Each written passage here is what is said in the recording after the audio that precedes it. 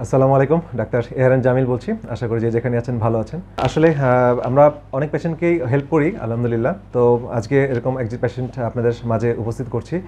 তো আসলে পেশেন্ট ফিডব্যাকগুলো জানানো এই কারণে দরকার যে এনকারেজ করার জন্য, হ্যাঁ, যে আসলে লাইফস্টাইল বা সঠিক হেলদি ফুড বা সঠিক টার্গেটেড খাবার দাবারের মাধ্যমে আমরা যে অনেক জটিল সমস্যা থেকে বেরিয়ে আসতে পারি সেটার একটা এক্সাম্পল, এবং এই এক্সাম্পলের থ্রুতে আপনারা যেন এনকারেজ হন এবং আশাবাদী হতে পারেন, এই বিষয়গুলো নিয়ে একটু আলোচনা করার জন্য আজকে আমাদের সাথে আছেন আমার একজন শ্রদ্ধেয় পেশেন্ট মিসেস ঝুমুর। উনি সোনালী ব্যাংক মতিঝিল শাখার প্রিন্সিপাল ব্রাঞ্চে আছেন। তো উনি আমার কাছে এসেছিলেন গত বছর জুন মাসে 2022 সালে। তো ওনার যে সমস্যা ছিল সেটা হচ্ছে উনি প্রেশার তখন বেশি ছিল এবং অন্যান্য উইকনেস ছিল আর কি। তো সেটা আমি আমার এক্সামিনেশন তার সাথে কথা বলে আমি কিছু ইনভেস্টিগেশন দিয়েছিলাম। তো সেই ইনভেস্টিগেশনে তার থাইরয়েডের হরমোন অনেক বেশি ছিল, তো প্রায় 100-এর মতো ছিল। তারপরে আরেকটা ল্যাবে আমি পাঠালাম এত বেশি দেখার পর, তো সেখানে আসলো 150-র মতো। তো যাক, বেশি ছিল এটা বোঝা যাচ্ছে, 2 ল্যাব 2 রকম একটু রেজাল্ট ছিল। তো তারপরে আমি চিন্তা করলাম যে এত বেশি কেন, কিন্তু T4 T3 মোটামুটি নর্মাল ছিল, নর্মাল রেঞ্জে। তারপর তার অটো অ্যান্টিবডি আছে কিনা দেখার জন্য আমি টিপিও অ্যান্টিবডিটা করলাম এবং থাইরয়েড অ্যান্টিবডি গ্লোবুলিনটা দেখলাম। তো সেখানে টিপিওটা ছিল প্রায় 1290-এর মতো। তো তারপর ডায়াগনোসিস আমাদের ছিল অটোইমিউন হাশিমোটো থাইরয়েডাইটিস। তো এরপরে ম্যাডাম একটা এন্ডোক্রাইনোলজিস্ট স্যারের সাথে কথা বললেন, তো ওনারও ডায়াগনোসিস একই রকমই। তো ওনারা ওষুধ দিয়েছিলেন আর কি। তো যাই হোক, উনি ফাংশনাল মেডিসিনটার প্রতি ওনার স্টাডি করে উনি আমাদের ট্রিটমেন্টে থাকলেন। তো আমরা ওনাকে ট্রিটমেন্ট করলাম এবং ট্রিটমেন্ট যেই আমাদের যে টার্গেটেড যে লাইফস্টাইল খাবার দাবার সেই বিষয়গুলো ওনার সাথে আমরা শেয়ার করলাম এবং উনি সেভাবে খুব ভালোভাবে এটা ফলো করলেন। তো ফলো করার পর সেপ্টেম্বর 2022 সালে উনি আবার টেস্ট করলেন। ওনার থাইরয়েড স্টিমুলেটিং হরমোন যেটা TSH, এটা ড্রামাটিক্যালি প্রায় 18-র মতো নেমে আসলো, সেই 150 থেকে 18-তে নেমে আসলো। এবং টিপিও অ্যান্টিবডি 1290 থেকে 630-এর মতো নেমে আসলো। তো যদিও 60-র উপরে ল্যাবে বেশি, তো অনেকখানি কমে আসছে, প্রায় 50%। আর ওনার তখন একটা আলট্রাসাউন্ডও করা হয়েছিল, সেখানে একটা মাল্টি নোডিউল ছিল, অনেকগুলো নোডিউল ছিল থাইরয়েডে, উইথ ক্যালসিফিকেশন ছিল, মানে কিছু ক্যালসিয়াম ডিপোজিট ছিল। তো তার ফলশ্রুতিতে এন্ডোক্রাইনোলজিস্ট এফএনএসি করলেন এবং এফএনএসি নর্মাল ছিল। তো যাই হোক, পরে মার্চ 2023 সালে ওনার আবার টেস্ট করা হলো। TSH একদম কমপ্লিট নর্মাল 3.3 মতো এবং টিপিও 180, এবং আলট্রাসাউন্ডতে নোডিউলের সাইজগুলো 50%-এর রিডাকশন এবং নো ক্যালসিফিকেশন, কোনো ক্যালসিফিকেশন ছিল না। তো এই হচ্ছে তার মোটামুটি সামারি। তো এখন ম্যাডামের কাছ থেকে আমরা একটু শুনবো যে আসলে তার এই যে একটা জার্নি, যদিও এটা একটা এনকারেজিং জার্নি, যে অল্প সময়ের মধ্যে তার এই ডায়াগনোসিস হওয়া এবং সেখান থেকে মোটামুটি বেরিয়ে আসা। তো এই পথ চলাটা বা এই সমস্যা কী কী ফেস করলেন, তো এটা একটু আপনার সাথে শেয়ার করবেন। অনেক ধন্যবাদ আপনাকে। আমি আসলে কি বলবো, প্রথম যখন আমার থাইরয়েডের প্রবলেমটা ধরা পড়লো, এন্ডোক্রাইনোলজিস্ট বললেন আমাকে আজীবন থাইরয়েডক্স খেতে হবে। এই জিনিসটা আসলে মেনে নেওয়া আমার জন্য কষ্টকর ছিল, আজীবন কোনো ওষুধ খেতে হবে এটা।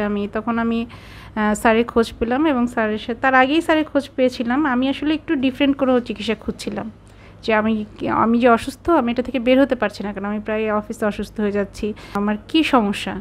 তো যাই হোক, স্যারের কাছে এসে যখন আমার সমস্যা ধরা পড়লাম, আমি এন্ডোক্রাইনোলজিস্ট দেখালাম। তো উনি বললো যে আজীবন আপনাকে থাইরয়েড ওষুধটা মেনটেন করতে হবে। তখন আমি স্যারকে বললাম যে আমি আসলে আজীবন ওষুধ খেতে চাই না, এটা কি কোনো উপায় আছে যে আমাকে। তখন উনি বললো যে আপনি যদি আমার চিকিৎসা মতো চলেন, ইনশাল্লাহ আপনাকে খুব বেশি দিনে ওষুধ কন্টিনিউ করতে হবে না। এবং আলহামদুলিল্লাহ এখন কিন্তু আমি ওষুধ কন্টিনিউ করছি না, কারণ এখন আমার একেবারেই প্রেশার ওষুধ তো আমি আসলে 3 মাস পরেই অফ করে দিয়েছিলাম। এবং স্যার আপনি তো একটা অ্যামেজিং বিষয় যে আমরা অনেকে ধারণা করি বা আমরা সাধারণত শুনে আসি অভ্যস্ত যে প্রেশার ওষুধ কখনোই ছাড়া যায় না, সারা জীবন প্রেশার ওষুধ খেয়ে যেতে হয়। তো ম্যাডাম নিজেই 3 মাস মানে এখন তো প্রায় 1 বছর হয়ে গেছে আমি আর প্রেশার ওষুধ খাইনি। আসলে আমার সব সময় 80-120, মাঝে মাঝে 70-110, কিন্তু বাড়ে না, আল্লাহর রহমতে বাড়ে না। যে আসলে যে উপায় নেই, বিষয়টা এরকম না, তারপর সঠিক ভাবে ডায়াগনোসিস করলে, রুট কজটাকে ট্রিটমেন্ট করলে আমরা। স্যার আমাকে বলেছিলেন যে আপনি আসলে প্রেশারের রোগী না, আপনার মূল প্রবলেমটা অন্য কোথাও। আমার আসলে ওই যে TSH হরমোনটা বেশি থাকার কারণে আমার প্রেশারটা বেড়ে যাচ্ছিল। তো এটাই হয়েছে, TSH যখন আমার নর্মাল লেভেলে চলে আসছে, প্রেশার অটোমেটিক্যালি কমে গেছে। এটা একটা বিষয়। আর সিম্পটমগুলো একটু যদি আমি আসলে প্রথম আমি যেটা হচ্ছিল, প্রথম আমার প্রেশার অনেক বেশি ছিল। আমি সকালে ঘুম থেকে উঠলে আমার অনেক বেশি ক্লান্ত লাগতো এবং আমার কোনো কাজ করতে ইচ্ছা করতো না। অফিসে এসেও আমার অনেক ক্লান্ত লাগতো, অল্প কাজ করলে আমি হাঁপিয়ে যেতাম, সিঁড়ি বেয়ে উঠলে হাঁপিয়ে যেতাম, আবার প্রেশারও আমার হাই হয়ে থাকতো। আমি যদি খাবারও অল্প খেতাম তাহলে প্রেশার হাই হয়ে থাকতো, আর খাবার অল্প খেলে তো আমার মাথা ব্যথা ঘুরতো। সব কিছু মিলিয়ে আমি ফাস্টিংও করতে পারছিলাম না, মানে আমি সিক ফিল করতেছিলাম। এবং বেশি ফাস্টিং করলে আমি যে প্রেশারটা কমাবো, বেশি ফাস্টিং করে আমি ফাস্টিং করলে আমি অসুস্থ হয়ে পড়তাম, আমাকে ছুটি নিতে হতো। যেহেতু আমি ফাস্টিং মানে আপনি কি একটু কিটো ডায়েট ফলো করতে চেয়েছিলেন নিজে নিজে নাকি? হ্যাঁ হ্যাঁ হ্যাঁ, একটু কিটো ডায়েটও নিজের মতো করে একটু লাইফস্টাইল চেঞ্জ করার চেষ্টা করছিলাম, যে কেন আমার এত অল্প বয়সে প্রেশার হবে।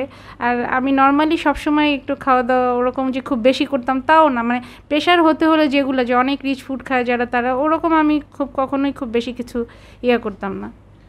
এখানে একটু ইন্টারফেয়ার করি, যেটা হচ্ছে অনেকে আমরা একটু সমস্যা হলে আমরা নিজে নিজেই একটা ডায়েটে যাই। আসলে ডায়েট তো অবশ্যই গুরুত্বপূর্ণ, বাট এটা টার্গেটেড ডায়েট হওয়া উচিত। মানে আপনার রোগ ভিত্তিক যদি ডায়েটটা হয় তাহলে বেশি ভালো হবে, কারণ এটাও একটা শিখলাম এখানে এসে। তাহলে আপনার সবার জন্য একটা ডায়েট যেমন ইম্পর্টেন্ট। ওজন কমানোর জন্য আপনার ইনসুলিন হাই আছে, আপনার ওবেসিটি আছে, আপনার এক ধরনের ডায়েট।